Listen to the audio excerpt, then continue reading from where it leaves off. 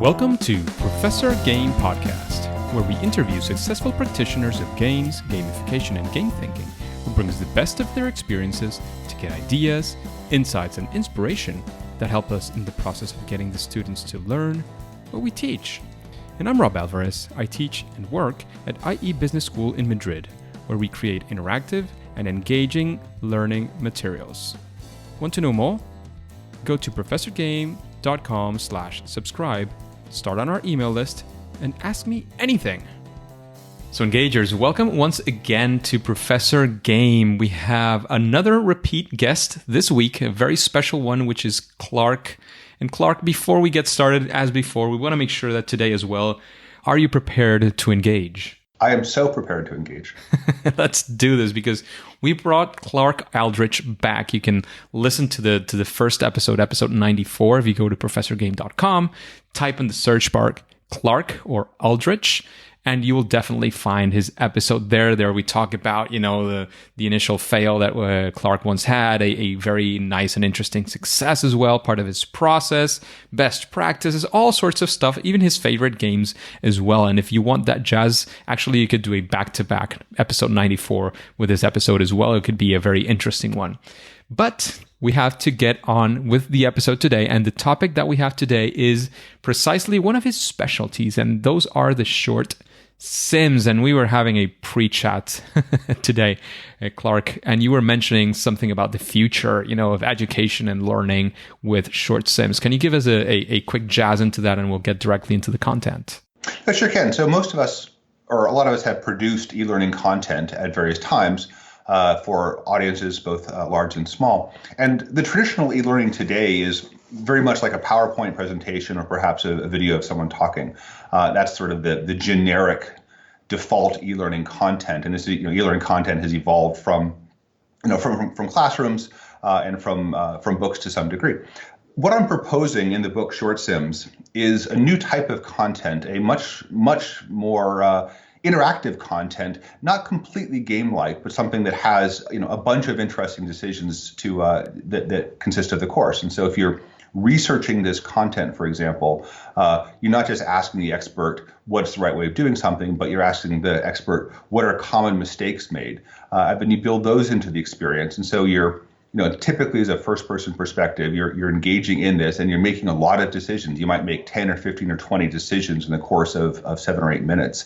And the decisions are interesting. And hopefully if you get them wrong, then they're kind of fun because you learn from them that way. So that simple model, again, what I'm calling the short sim model, typically will actually inverse the entire learning process in a way that I think has a lot more implications even than we first think.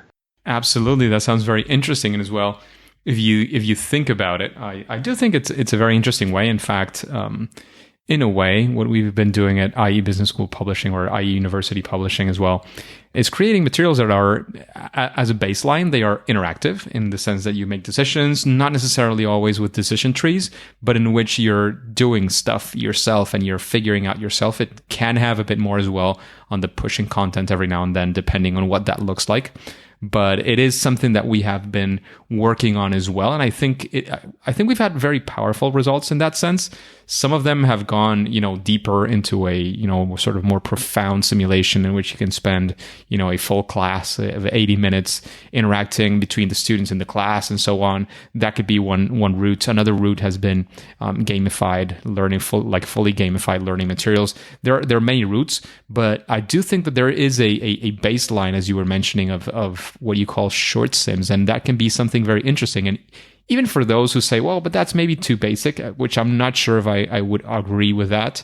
But even if you say, well, that's not basic, well, that's almost a good thing. It's a base where you can build upon that if you want to build sort of further interaction, further engagement, and so on. So I do think it is an interesting model to build upon. What are your thoughts like going deeper into this? Sure. I'd love to make a case for simple because I think you are right. Yeah. You are exactly right. And anyone who criticizes the model as being too basic is right. So I'll stipulate all of that. But there's two reasons why this perhaps is interesting. And first of all is a tremendous amount of content can be presented as a series of interesting decisions. If you have 5 or 7 or 10 interesting decisions one after another, and some evolution of the process depending on the decisions you make, but actually it's a very profound learning experience. It can, if you hit interesting decisions, then forces you to reflect upon the content in a very specific way. So I think the simplicity of this structure, and very much so the simplicity of the media, does not necessarily mean for a not profound experience or not appropriate experience. Then, on the other hand, there is an opportunity. There's a place in the world for not super deep content. And so, if one interesting thing, is certainly in the corporate world, is most corporations don't want training that is too deep and too time consuming and too profound, for the very obvious reason that most people won't do it. So if you give a salesperson a very profound bit of training, they'll probably get lost or get frustrated or walk away from it. So there is a need for sort of bite-sized content, certainly in the corporate space and in the military space for a lot of things, and for a lot of things in the academic, perhaps more so than we want to think. Even in the academic world, there is a need for sort of simpler things. The other side of the equation, though, which is what makes it, I think, even more profoundly interesting, is my short sims approach has a philosophy of saying, what can one good designer, create in 1 week? And that's a really important way of thinking about it, because so your 80-minute long simulation, which may be great, is probably going to take 2 or 3 years ultimately to create and refine. It's going to be a very large investment, more so than most people have most of the time. So what if you work backwards from there and say, what can one person, one great designer, create in 1 week using, in a lot of cases, clip art or standard media, but good. I mean, one can be very creative, one can be very clever, one can be very devious. I think deviousness is a very important trait in people, and sucking people down bad paths and allowing people to express their worst motivations or their worst attributes is a lot of fun. So, seducing people into making huge, profound mistakes is hugely fun. So if you have that notion of what can one designer create in 1 week, and that means anyone who is interested in a short sim can create their short sim in about 2 weeks or maybe 3 weeks, whatever the time period is for the first one. And that's a really important thing, because in the olden days of your profound game-like gamifications experiences or your hour-long sims, it's very hard to sort of wrap your arms around it, and most people will try it and get frustrated. I want people to be able to follow a rigorous process, create very interesting, good content, but also, be done with it. And so the professor can create this content in his or her, basement over, the course of a few different weekends. This is not a commitment to a skill. And that's really important for a bunch of reasons, including our collective ability to create enough content that the world needs. The world needs a tremendous amount of interactive content. And if we set our sights too high, then we don't get anything done, or we get a few big things done. So the point is to have sort of a culture of continuous creation. Absolutely. And again, I'm going to backtrack a little bit of some of the things that you said. Definitely. I mean, one of the things that you said about the amount of time that a 90-minute, 80-minute, even 3-hour simulation might take. And I'm going to go on two directions here. One is some of the simulations that we've created. We've spent years creating them. And it's not just one person sitting there. The way that we create is that we have somebody that we call the project manager, who's like at the center. It's sort of a mix between a project manager and an instructional designer. And that person sits, of course, with what, in corporates you would call the subject matter expert, which is a professor who is the expert in the topic, who maybe does research or is a consultant and dedicates his life to this. And that would be like the owner, the subject matter expert. And then you have as well, the developers. So you have audio visuals, and you have like all sorts of things that go around this user experience and so on. So it is an investment. I mean, and IE has been doing this for 20 years, and discounting all that experience or dismissing it very quickly is very easy, and say, well, what we do is we have a great school, we have a great team, and we can just pull it off at the first time. And I would argue that that's not exactly the case, but even if you do, it is a huge effort. Definitely. I completely agree. And even there's other companies that I've seen and great things that they've done, and they've had like massive grants for the government and spend like literally millions of euros or dollars, just creating this one super complex, fantastic, beautiful game that works very well. But, not everybody has the capacity, financially, time-wise, to dedicate to these kinds of things. So I do think there is a lot of power there. And like getting back to my other argument, I don't know if you wanted to say something else, Clark. Well, I want to say, again, the short sim approach, does not compete with the big sims. The big sims are fabulous, and they should be done. The short sim approach competes with sort of the material you have to read around the big sim, or in some cases instead of the big sim. So instead of reading a case study, you'll play a sim. Instead of studying a textbook, you'll play a few sims. And so it's that notion. That's what we're going to replace. I will say, though, in some cases, some of the big learning objectives that we've only been able to do in the big sims, we actually can do in the short sims as well.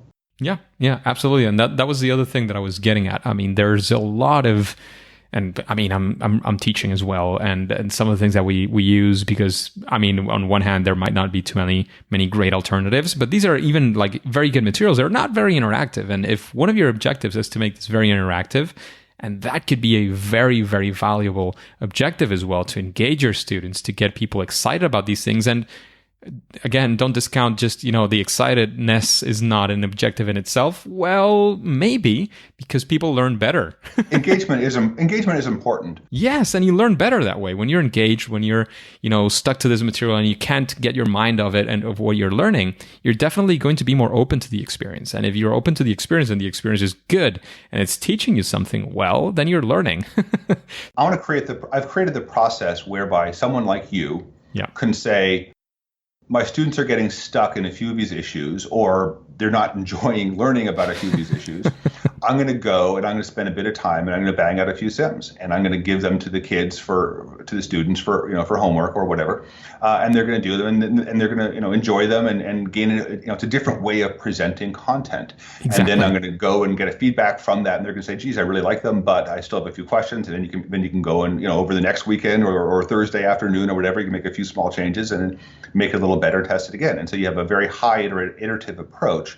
Where anyone, and part of the point is creating a framework, creating a process, a pedagogy even, where anyone no longer has any excuse not to make interactive content. I can make interactive content. I can start it tomorrow and I'll be done, 2 weeks from tomorrow if I'm not doing it full time, and it'll be good, and I can give it to people and they can play it. I don't need a media specialist. I don't need a sound specialist. And where I'm wrong and where I can do a better job, I can then tweak it or give it to other people to have them tweak. And I think that's the value of being able to present something fundamentally different.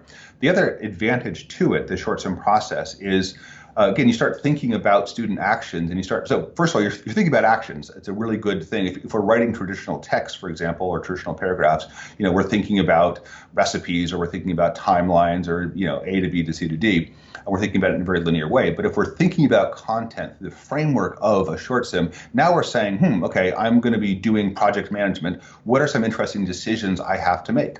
I'm going to be learning about doing a merger. Okay, I'm going to be doing a short sim on one kind of merger. Okay, well, what are decisions I have to make? Where can I go wrong? The whole process of creating a short sim makes you think about the content a lot more deeply, and also about the student experience a lot more profoundly, because that's your reference. Absolutely. But you also led into something when you started the second answer, which I think is super important, and it's the iteration process. And again, even if you're sort of dismissing this in your mind in the sense that this is just maybe too basic, you're looking for something bigger. If you're looking for something bigger, I have to make the argument for starting small and simple. That is something very, very difficult to argue with, especially because if you go, sort of down to your basement, and nothing wrong with going down to your basement, right, Clark? I'm there now, so no, hopefully not. That was just a quick pun. But what I mean is going down to your basement, spending 2-3 years creating something and coming out, and there's a chance it doesn't work. There's a chance that what you were expecting, some of the assumptions you made were not correct. So why not, instead of spending those 2 to 3 years all by yourself without, sort of much interaction, spending, as Clark was saying, 1 week, 2 weeks, maybe 3 weeks, getting something out, testing it, see how it's roughly working, and then maybe improving upon that and making it bigger, or combining a set of, a set of small sims or short sims that you already have, putting them together and making a grand experience, if that's what you're looking for. The other part that's very interesting is, again, we're thinking of lone wolves. We're thinking of people kind of, creating a sim or getting a large grant and pulling together a stellar team, which again is not easy to do and it'll be harder to do. But I think the other thing is we have to get into a culture where we can look at other people's sims, just like we look at other people's case studies, and make improvements on them and change them and modify them and use them as well.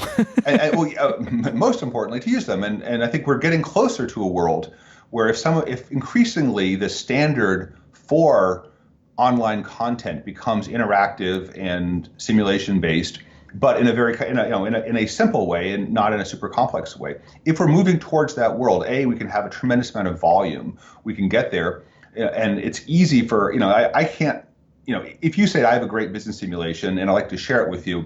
My first thought is, oh, geez, will it even run on my platform? Can I have it? Do I even know how to do it? Oh, is it on the Xbox, or is it on is it on iOS, or is it on a PC, or is it, whatever? All of these kinds of issues. Right now, in terms of the short sim approach, all those go away. It's browser based, and it's optimized around a browser experience. So it's not reliant on a lot of sort of complicated technology that can age out very quickly. So I can share it. The other thing too is increasingly we can start editing other people's stuff. If you give me a game and say, here it is, and I have a couple of issues with it, there's not really much I can do. I'm kind of stuck. But if you give me a short sim that you made on some kind of mathematical process, say around evaluating the value of a corporation you're going to acquire, whatever, I can go into it and I can look and see how you designed it very quickly, especially if I know what I'm doing. I can figure out some of the decisions that you make, and I can modify that, again, depending on the licensing agreement or perhaps the open source, hopefully, environment that we're in. I can take your sim and I can modify it. I can change it. I can evolve it. I can make a forked version of it. And I think that is, again, we do that all the time with case studies. We do it all the time with textbooks. We do it all the time with history. We can work off of what other people have created. And I think we have to get that place to that place in interactive content. And again, short sims is right now the single best way of doing that. There you go. And you also made an argument there about using other people's, and where we start as well, of using other people's things that are already created, which I think is absolutely fabulous. I don't think that every single time you have to look at creating something from scratch. Sometimes you do. Sometimes it doesn't exist, and maybe the best route is to create it yourself. But sometimes even experimenting with what other people have done so that you understand the methodology better, and so that you focus your energies and your time in what is actually going to be more meaningful, what is going to be more in your area of expertise, what are you more comfortable with. Maybe you don't have to create a full syllabus, so to speak in terms of higher education. Maybe you don't have to create that whole syllabus yourself. Maybe there are bits and pieces that you can take from other people's short sims, case studies that can be interactive as well, some simulations, and create your own one, maybe even just one short sim that is exactly what you're missing from your content, and see how it works. And even take it from there. I mean, probably, Absolutely. You're going to create other ones as well. So there's a bunch of things you brought up there, which are all kind of exciting. One of them is necessarily playing other people's short sims and saying, hey, that was really good. I can do better. And that's great. I want people to read the book Short Sims or see some examples that I put up there. And I don't want their dominant thought to be, wow, Clark is so smart. That's really impressive. I want them to go, oh, that's fine. I can do better. I understand where he's going, and I'm gonna bang out my own, and I think mine's gonna be better. And that's what I want. That's what I want people to do by reading the book or by seeing the stuff that's out there. I want them to beat me, to do a better sim than any of mine.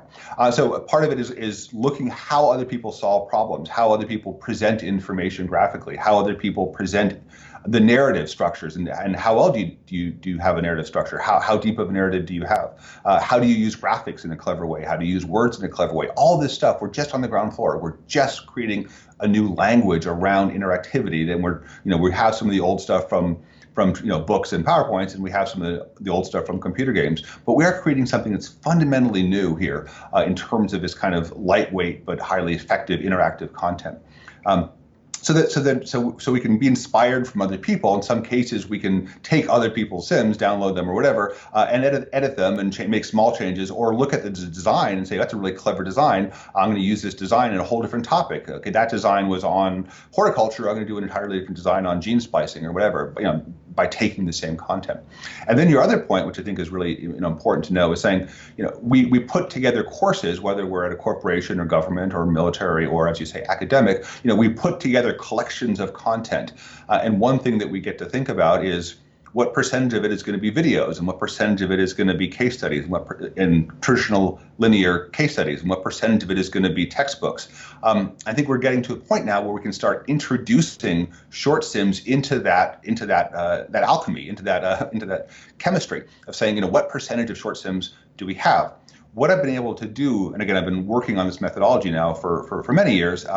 So I've had some clients of mine who have been coming back to me year after year after year, and what I'm seeing in my clients is when corporations have started with 10 or 15% of the content in a given course being short sims and the rest being traditional online learning, every single year they've moved that number up, 15, 20, 25. Now I'm up to 40% in a couple of clients. The percentage of the time spent, in short sims versus other content is up to 40% in some of these clients, and I think they're still going to go higher than that. So I think we're just, we're even trying to figure out what is the right percentage of content, but it's high, and it might be very high. That is absolutely amazing, Clark. Just a quick break before we continue. Are you enjoying this podcast? If you're listening through a podcasting app, please subscribe and rate us on the app. This will be of great help to reach more engagers so we can change the world together through gamification. And Clark, we've been sort of beating around the bushes. We've been talking about this process of short sims. What do you mean? I know it will be fantastically explained in the book, and you'll give us details on where to find the book, definitely. But can you give us an idea of what that looks like? Spend, 5 minutes or so giving us a general, thought process around what we can do with this. Sure. So I think the very first step, obviously, is to pick out a topic, and that there are things that make good content and things that make bad content. But by and large, whenever anyone is doing anything, it tends to be very good for a short sim. So if someone is solving a kind of a problem, or if someone is considering acquiring a company, or if someone is, filling out a form, or someone's doing long division, or someone is recalibrating the whatever. So the first thing you want to do is pick out a good topic for a short sim. Once you do that, again, you can identify the audience. The really important sort of big step is the interview process with the subject matter experts, and we talked about that earlier on. But for one 10-minute short sim, which is a good amount for a short sim, you can usually do the interview for a subject matter expert in about 1 hour. And the primary question for that expert is, again, what's the right way of doing this, and what are common mistakes? So dig into this issue of why do people make that mistake? And that turned out to be the interesting thing. And by the way, if you are doing outside research as well, which you should always do, don't look, go into chat rooms and look at where everyone complains about something or where everyone is confused. So, learn from all the mistakes. So doing a 1 hour interview with a subject matter expert, focusing on what are common mistakes, why do they make mistakes, getting all those down. From those notes, you can start creating a bunch of basically note cards. I do it virtually. Here are a series of common problems. Here's a series of interesting solutions. Here are some interesting side notes. And then from those pile of notes you can start thinking about your short sim. The real big question for the short sim design at this process is, what's the setting going to be? Is this going to be a theoretical setting? Is this going to be a microcosm? Here's a little example of it being done. Here's how it's normally done. So the next challenge there is coming up with a setting for your short sim. Once you have, again, all these notes and you have the setting, then you start blocking out the basic interactions. And I tend to do that in terms of levels. It might be 5 or 6 or 7 levels. Each level, deals with some part of the process and giving people a lot of little decisions along the way. And then from that point, you start thinking of visuals and graphics. What are the minimal graphics I'm going to need to put this together? And it could, I love clip art. I have some great short sims. I think they're great. They don't use any art at all other than someone talking, and it's an ongoing organic dialogue. Other times I have a tremendous amount of clip art and a tremendous amount of in some cases, custom art to sort of, to visually present something. And along that process of creating the setting and the metaphor and the interface, and the graphics, you start thinking about, do I need to have is this going to be a mini map? Is this going to be some kind of abstract graphic? Is this going to be something, much more concrete? Whatever. So then at this point, you start banging it together. You start creating your short sim. You start, all these little note cards you have, you start weaving them together and creating an interactive narrative. And again, if this is 1 week, you're now about 15 hours into it. And then once you do that, then you, refine it. And, I find, what one day I spend kind of blocking out all the content, getting it roughly right, and then I get a headache and go to bed, and I wake up the next morning, and then you can start really just smoothing out, like you're sanding some piece of wood, you're just smoothing out everything and making it more and more fluid. The smoothing out process is, really, really important, because one of the other problems with sort of the big expensive games is that you can't do the fine tuning as well, because you have someone who created a quote and it's an actor and you can't get that actor back, or you're already committed to hard coding a lot of the stuff. With a short sim, it's a very fluid process. So you're always going through it and you're always making tiny little changes and refining the words. To this point, you have a pretty good sim. It's about 10 minutes long or whatever, and it's good. And this point, the next big stage is getting feedback from everyone. You get it to your sponsors, you get it to custom audiences, and they go through it. And again, it's really important because the short sim process is very fluid. It's very easy to make changes. You're actually happy to get feedback from people, unlike a computer game experience where the last thing you want is feedback because it's so hard to change. If someone says, I don't really like this level, or why didn't we do something different, or I don't like the graphics, I don't like the coach character, I don't like the whatever, then you can go and you can make all these changes, and you can make them in the course of a day or two or three, rather than going back for 6 months and rehiring your artist or someone. So if not, you can ask the designers of the visual looks of Sonic the Hedgehog for the movie. Exactly. So the ease of change is really important at this part of the process, and even adding entire new levels, you're not going to break the bank. And then then it's done, and I think, and then you can push it out to people, and sometimes I deploy them through iframes, or sometimes I do them through Swarm or whatever. But it's it's a very lightweight, fast process that creates very satisfying content. And again, I love how fast it is to create the content, because that makes it a viable business. But it also makes it something that where we can ramp up as quickly as possible to create the amount of content that we need. That is fantastic. I'm going to try to run down the steps to see if I got them right, and you will be correcting me along the way. Is that good? Sure. So, of course, you definitely have to start off by what do you want to simulate? What do you want to experience? What do you want your learners to be there doing? And I think a key word there is what do you want them to be able to do? Is that correct? Yes, and the role that they have, what do you want them to be able to do rather than what you want them to know? Exactly. I think the active role is something that is fundamental to this methodology and to something that we have been advocating a lot as well. So that's the first thing. What do you want people to be able to do? It's just like with the process we've been discussing many times. What is your objective? What do you want the people to be able to do, to accomplish? So that's definitely the first thing. That's where you get started. A next step would be sitting down with the subject matter expert, if it's not you. It could also be the case as well. If you're a teacher, if you're a trainer, and you're the subject matter expert, that could be sitting down by yourself, I guess, and sort of writing down, hashing out all these questions that Clark was mentioning, like what is the typical thing that happens, and what's the right way to do it, but also, and it's very, very key, what are the typical mistakes? What are the typical things that people get wrong? What are the complaints people have about this process, or when they're learning, what are the typical things they never get to understand? Because that's exactly what you want to, sort of place and sprinkle around the simulation for people to maybe even get it wrong several times, so that they learn that that's not the right path. And I think the important thing there is to encourage, to say up front, hey, this is not a test. And most people think of interactivity as assessment, which is terrible. And so we can say, it's okay to make mistakes. And by the way, in some cases, you may want to make a mistake. You may, once you get the right answer, you may go back and make wrong answers, because you want to make the mistakes fun and interesting and illuminating, so that people are rewarded by making mistakes, just like a computer game. Computer games are wonderful because they teach us that mistakes are fun and interesting, and you get to see things from a different perspective. So creating a culture. And again, we'll get to this later, but the tone of the sim is not didactic. It's not mean. It's not, strict. It's playful. It's encouraging. We maybe use a bit of slang. We may be whatever. And we're going to encourage people to be a little snarky. We're going to encourage them to make mistakes. And then in some cases, we're going to try to seduce them into making mistakes. Sorry, go on. So yes, we've interviewed the subject matter expert now. And taking a look at what are these mistakes that you want to do. And the next step, I guess, which is the usual thing that we have to start doing. We have to start creating. Is that right? Yeah, and the breaking down the interview is really important. So I tend to record. Okay. I tend to record experts. I'll get the entire thing on audio with their permission, of course. And then I'll listen to that recording, and it'll take me about 3 hours to listen to a 1 hour recording. And I go through it very, very carefully, and I grab everything I can. I write little notes. Again, I do it virtually, typically in the sim environment, because I'm lazy. And get all the little, all the mistakes, all the interesting points in the process, all the right way of doing things, the wrong ways of doing things.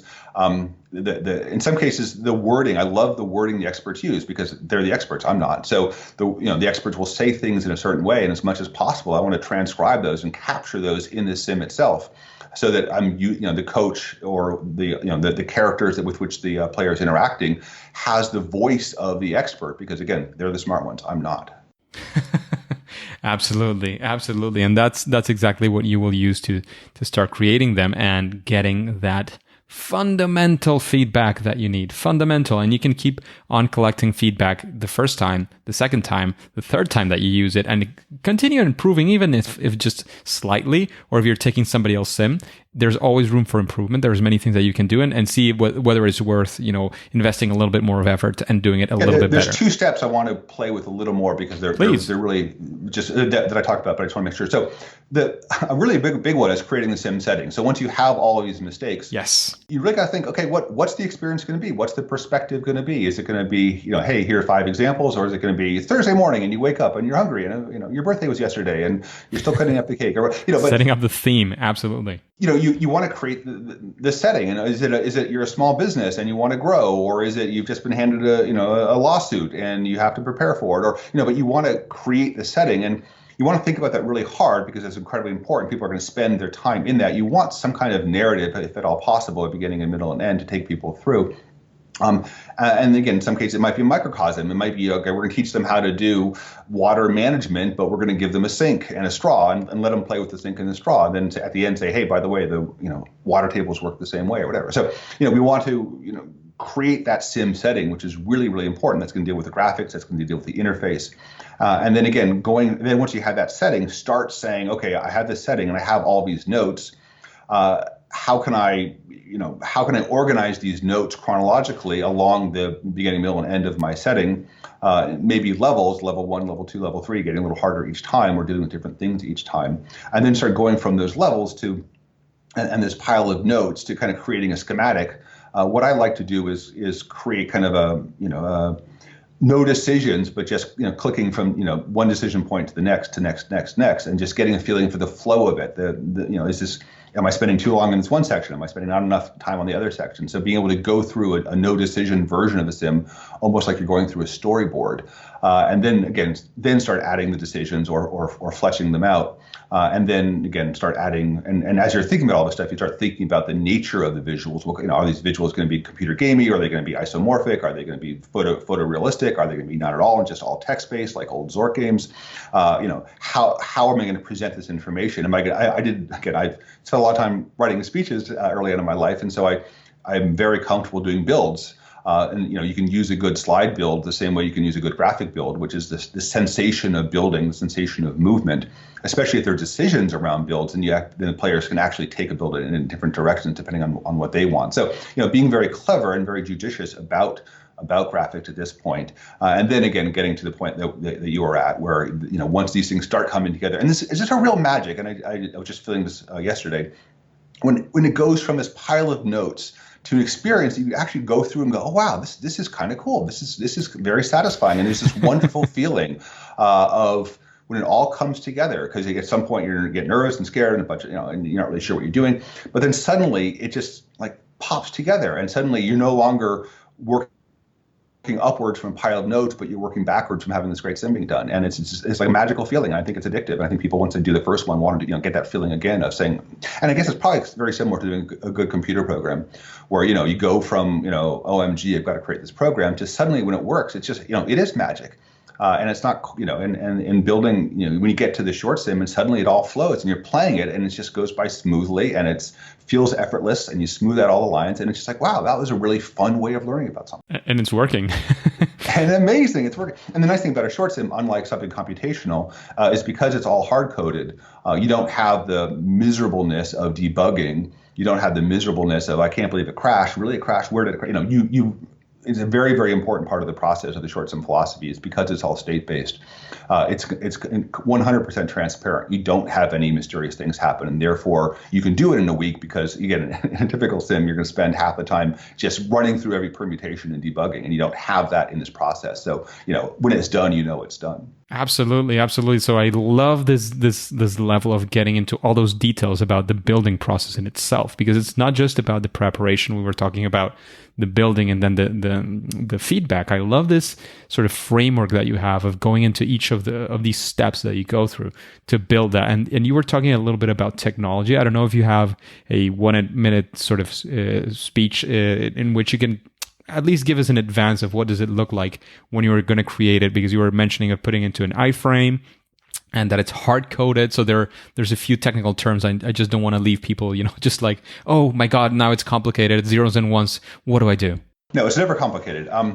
So there's a couple of different vendors that I've been using a lot of, and one of them is BranchTrack. And if you go to www.branchtrack, branchtrack.com, really important, they'll give you your first one for free. So if you want to just start learning, you want to start batting this stuff around and practicing, go to BranchTrack, set up an account, get your first one for free, and start building them. And it's basically, you're moving around boxes, you're connecting them with lines. So it's not harder than using a typical Android or iPhone device or iOS device. And you start creating the connections. I would start off the process by creating a very linear sim just to get the hang of it. And it's amazing how creative you can actually be with linear sim. Most of them start off with the default framework of it's a conversation with someone, and so I always think of the person I'm having a conversation with mostly as my coach, not as the bad guy or someone I'm competing with. So, give yourself a coach role. But then you can start swapping out the backgrounds with graphics. You can start, being a lot more creative with the interface in terms of the kinds of conversations. At this point, you probably want to look at a few examples of short sims. And so you can go to my site, www.shortsims.com/play, Play, and that'll take you to a bunch of sims that I've done. You can also go to just the head of the site, the home of the site, and there's a bunch of little videos as well, because if you're too lazy to actually play it yourself, I have a few, I'm serious. Then I have a few videos of plays of them. So you can just get the general flavor of them. And I think there's going to be two feelings you're going to have almost one after another. The first one is, oh, these are no big deal. And the second one is, oh, these might actually be a very big deal. They're no big deal in terms of production value. There's no big deal in terms of graphics. They're not going to, amaze you. But as you start seeing them and as you start playing them, you go, oh, wow, this actually does fundamentally change the process of learning. And it changes the process of learning in a way that's a lot more fun to learn. As a student, it's a lot more fun. I'm also going to argue it's a lot more fun as a designer to create these things than creating the horrible, PowerPoint slide stuff. But also it gets interesting because it starts, we're getting into a world of AI. We're getting into a world where there's going to be a lot of analysis of these courses. And frankly, the short sims produce a really good transcript that are going to actually feed all the AI machines a lot better than traditional content, and even better than, I'm going to argue, complex computer games that can overwhelm AI. So as you're doing this stuff, you start realizing what a fundamental change it is. And as you get over your not being very impressed feeling, which is fair enough, then you start becoming very impressed in terms of, oh, wait a minute, I could use these to do all these things that I couldn't do before. So it's the whole journey is an incredibly fun one. Absolutely, absolutely. So thank you very much for all these details, all this inspiration. Far too many details. I apologize. I'm in the weeds. I'm geeky. No. Absolutely. I mean, this is exactly what we're looking for. People are very interested in this, and I think it's a very interesting framework to get started on, or to continue your journey if you already started. So Clark, we're getting to the end of the interview. Of course, we want to make sure we are able to find your book. Will you give us that link today, or is it going to be available when we put it in the show notes? It'll be available when this podcast is available, and you can go to Amazon or whatever and type in Short Sims, and it'll be there. Short Sims by Clark Aldrich. You can always go to my website, www.shortsims.com, and the information will be there as well. Fantastic. We will definitely put that available if you go to professorgame.com. If you type again Clark, you'll find the 2 episodes. This will be the second one that we recorded, and there you'll be able to find all of these links that we've been talking about. You'll be able to get the book. You'll be able to go to Short Sims, the webpage that Clark has, the play page. All of these things, will have them definitely on the show notes. So again, Clark, thank you very much for this very fun conversation, at least on my end. Hopefully the engagers and yourself as well had a lot of fun, and we'll be able to profit in the good sense from this conversation. And however, for now, and at least for today, it is time to say that it's game over. Hey, Engagers, thank you for listening to Professor Game Podcast, and I hope you enjoyed this, double second interview with Clark Aldrich. And I'd like to know if you have any questions that you would like to ask future guests. If you do, all you have to do is go to professorgame.com/question and ask your question. If it is selected, it will come up in a future episode, and there you will get your answer.